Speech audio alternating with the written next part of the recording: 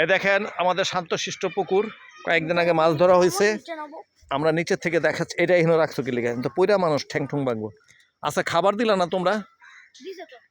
পুকুরের পাশে পানকড়ির বাসা, এই বড় বড় গাছগুলিতে পানকড়ি আর বক থাকে, আর চারা গাছে সর্বনাশ করে। এ দেখেন আমার নিজের হাতে লাগানো নেপালি সাগর কলা। এই যে দেখেন কলা হয়েছে আবার, মাশাল্লাহ বলেন। এই যে একটা, ওই যে একটা, দেখছেন? মাশাল্লাহ বলেন।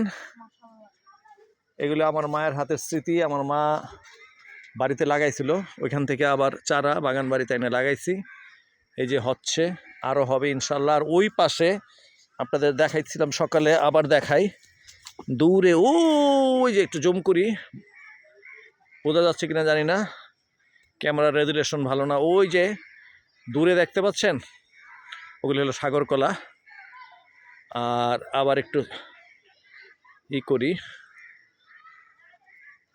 এই যে উঠতেছে আকাশে পানকৌড়ি।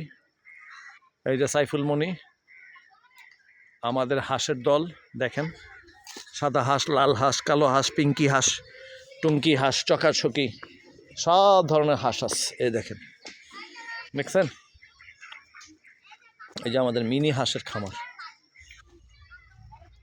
গোটা 30 হাঁস এখনো আছে। এই যে আমাদের নিজের হাতে লাগানো পেঁপে, বড়ই, এই যে পেঁপে, ঠিক আছে। আল্লাহ হাফেজ।